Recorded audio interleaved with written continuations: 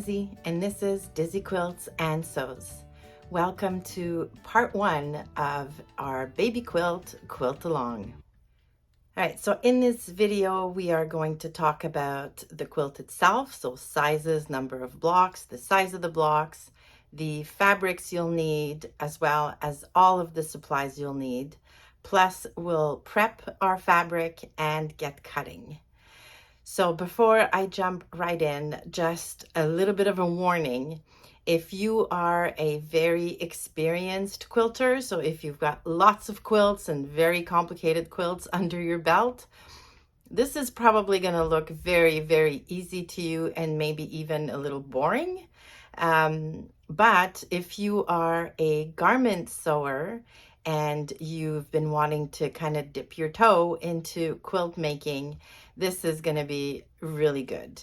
So the quilt design itself is really, really straightforward.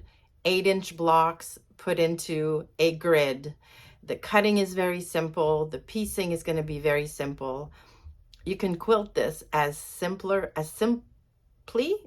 or as complicated as you would like. So yeah, I mean, if you're an experienced quilter and you want something really, really low stress and relaxed, then, you know, this can also be for you. So we will be making a baby quilt.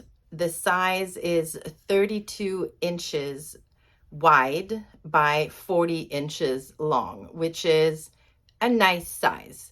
Yeah, it's going to be 20 blocks, 8 inches per block. So they're going to be laid out basically in a grid of 4 blocks across by 5 blocks down.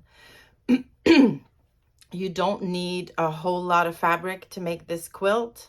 So if you have a few fat quarters lying around your sewing room, you can definitely use those. Actually, fat quarters are perfect for this quilt. So what you'll need 10 fat quarters. You'll need 5 of them in light colors or light shades of a color, and 5 dark fat quarters. You do need a nice contrast between your darks and your lights. So if you have some mediums in there, just make sure that when it's time to make decisions about pairing, that you pair your mediums with very light fabric, so there's still a nice contrast. If there isn't enough contrast, I mean, that could be a design choice as well. Your blocks will appear a little muddy, if you will. There won't be as much definition between each piece of fabric. So 10 fat quarters, 5 light ones, 5 dark ones. For the back, you'll need about 1.5 yards, just to give you a little bit of wiggle room, depending on how densely you want to quilt this. And you'll need a piece of batting to put between your quilt top and your quilt back. You should get a piece that's at least 45 inches wide by 48 inches long, I would say, to give you a nice margin on all sides. Again, depending on the type of quilting you want to make. If you decide to quilt this pretty densely, it tends to shrink a little bit, so you need that extra wiggle room. Besides your fabric, you're going to need some thread. I prefer cotton thread for my quilt making, but polyester is just fine if that's all you have on hand. You'll also need a rotary cutter and mat, a 6 by 24 inch quilting ruler. If you have one, it makes cutting a lot easier.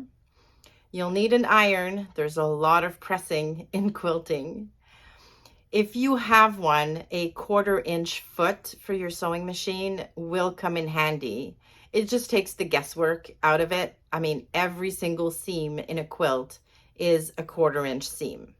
But if you have the markings on your machine, and if not, you can even put painter's tape on your machine bed to make sure that you follow the 1/4 inch seam. It's going to be pretty important if you want all of your corners to match in between your blocks.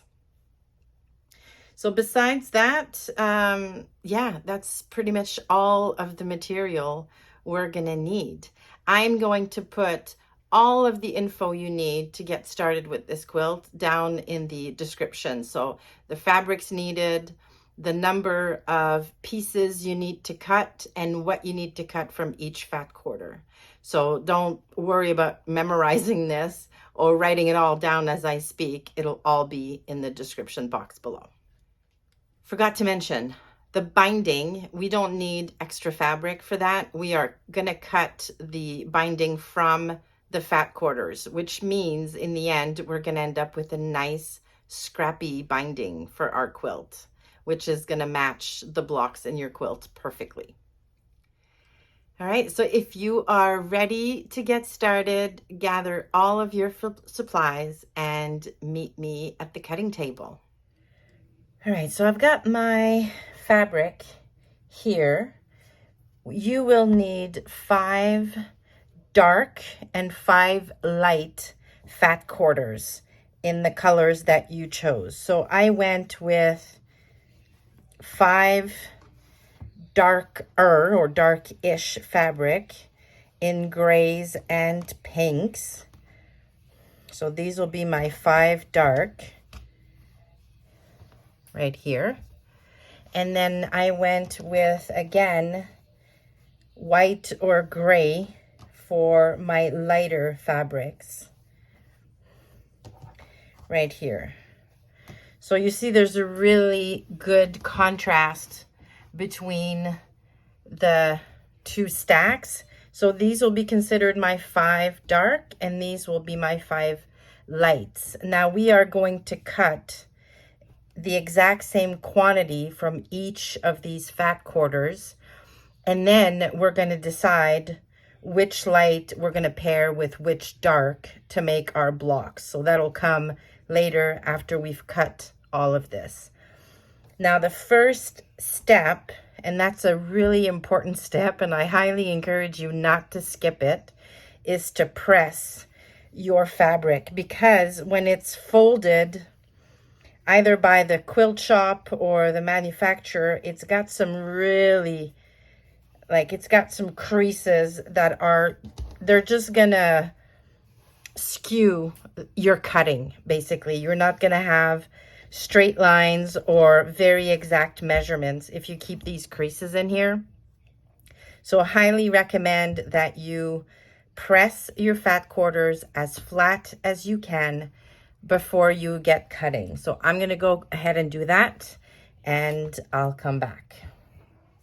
All right, so one thing I forgot to mention before, I don't pre-wash my quilting fabric.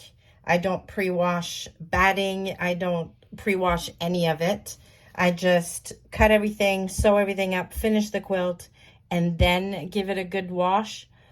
I like the crinkly look that it gives a quilt as everything kind of shrinks together. But if you don't like this, you can pre-wash fat quarters. Just know that once you've washed them, they just won't measure 18 by 21 anymore. Quilting fabric tends to shrink quite a bit. So yeah, plus it loses. I like the nice, crisp, flat piece of fabric when I get prepared to cut into it. All right, so for each of our fat quarters, we are going to cut exactly the same quantities or the same pieces. So for each one, we're going to need, we're going to need 4 8.5 by 2.5 pieces. We're going to need 8 6.5 by 2.5 and 6 2.5 squares.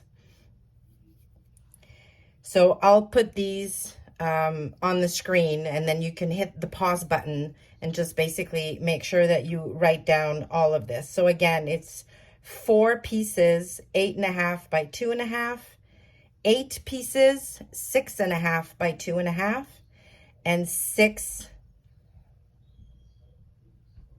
2.5 squares.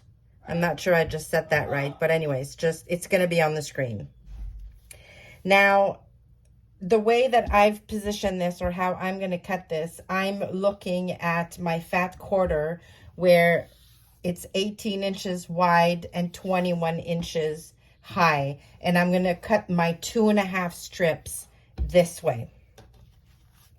So the first thing I need to do is square up my fabric. So I just line up my ruler. Hopefully you can't really see this, can you? Hold on, let me see if I can move the camera a bit.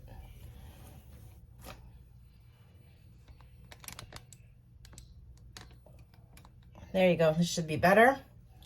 All right, so I'm lining a line on my ruler on the selvage, which is always on grain and always, well, usually straight if your fabric is good quality. And I'm just gonna take a sliver of fabric off just to make sure that I'm straight. Like I didn't take a whole lot off here, just a tiny bit. And then once this edge is square, I'm just gonna flip my fat quarter so that the cut edge is now on this side, and this is where I'm gonna cut from.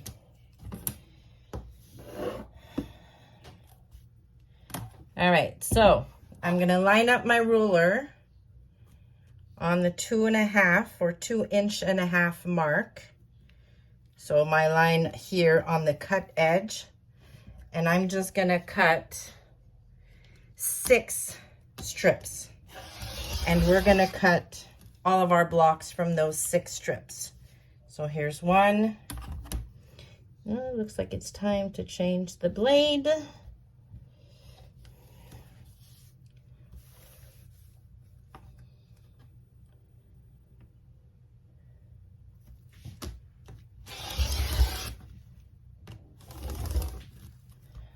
That's 2.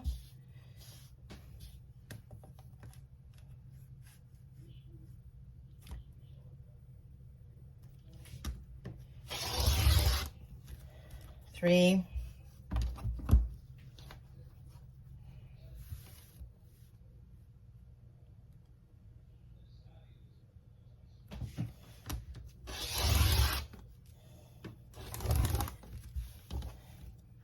4.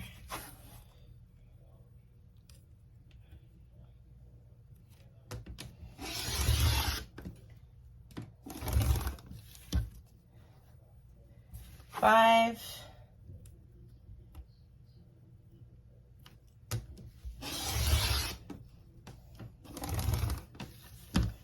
And 6. All right, so now I have about a 5-inch strip left. What I'm gonna do for my quilt, and you can do that for yours as well, is I'm gonna prepare the binding from my leftover fat quarter fabric. So out of these 5 inches, I can cut 2.5 strips of fabric, and then set these aside for when it's time to make our binding. So you can go ahead and cut that up now, or just leave this 5-inch strip to the side. I'm just gonna go ahead and cut it now, might as well. I'm here.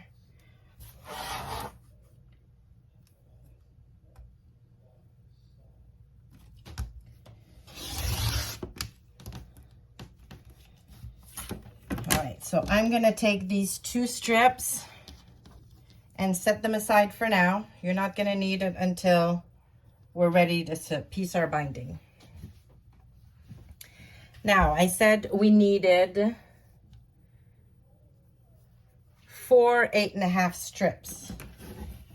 Now, to cut these small strips, I'm not gonna use my huge ruler. If you have a smaller ruler, I'm going to use this one here. I have a little square, 5.5-inch square ruler. Now we need we're going to need 2 8.5 pieces from each, or from this one strip. So 8.5, I'm looking at the measurements on my mat. 8.5 is right here.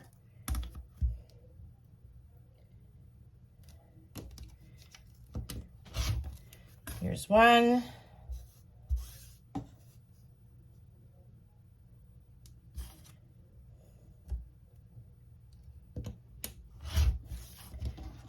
here's another one.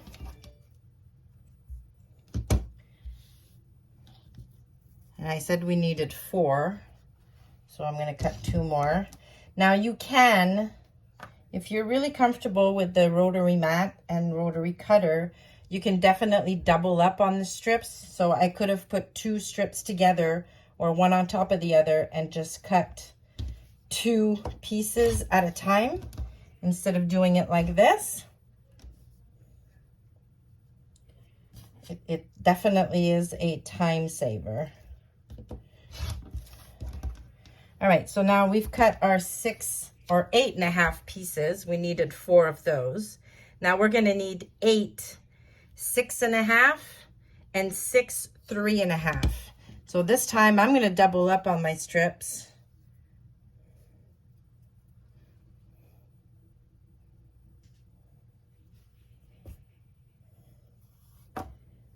And cut my 6.5 pieces. Again, lining up on the lines on my cutting mat.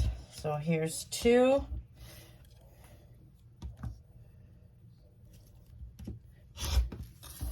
Here's 4.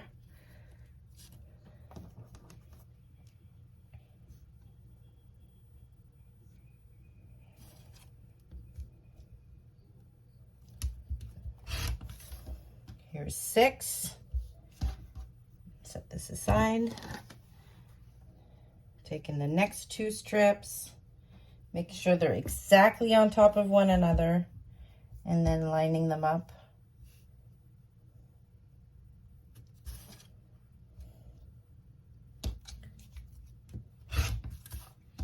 There you go. So now we've got our 8 6.5, and we need 6 2.5. I can use my ruler to measure this. I don't need to use the lines on my mat. So here's 2, 4,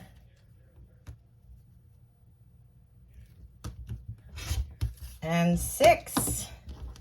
And here are all of the pieces we'll need from each of our fat quarters. Now, if you like to keep small scraps like this, you can definitely keep those. It might come in handy. So go ahead and make sure all of your fat quarters are all nicely pressed. Square one of the ends, and then from that cut end, start cutting 2.5 strips all across your fat quarters, leaving the last 2 for your binding if you want to. And go ahead and cut all of your 8.5, 6.5, and 2.5 pieces. And once I'm done all of that, I will come back here. All right, so after you finish cutting all of your pieces, you should have some neat piles that look like this. So these are all my 8.5 dark rectangles. These are my 8.5 light rectangles, 6.5, 6.5 light, 2.5 dark, and 2.5 light. So now comes the time to make decisions as to which color is going to go with which. So which dark is going to get paired with the light. Now remember that ideally you want some contrast between your dark and your light. So my light is dark, this pink here, I'm probably going to have to pair with the lightest of the lights to get the biggest contrast so that the blocks really pop. All right, so this is what you're going to do. For each block, you basically need 1 of a 2.5 squares for the center, and then around the center you're going to add 2 6.5, 2 more 2.5s, and then on the outside we're going to have 8.5 blocks or pieces. So let's put together a light block first. So I'm going to start with a center in a light color. Actually, why don't I move my blocks or my pieces so you can see?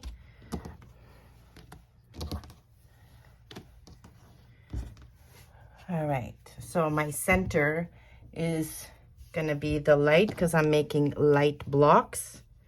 On either side of my center, I'm gonna put 2,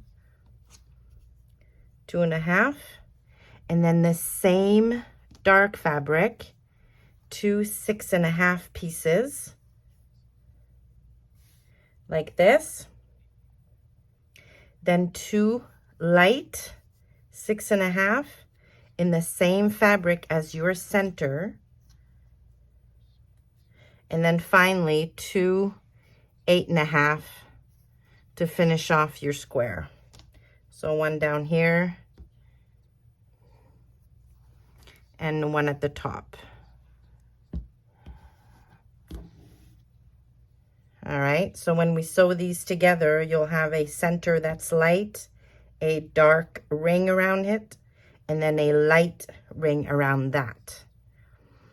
And then for the dark squares, we're gonna do the exact opposite. So you're gonna have a dark center, a light ring, and then a dark ring on the outside.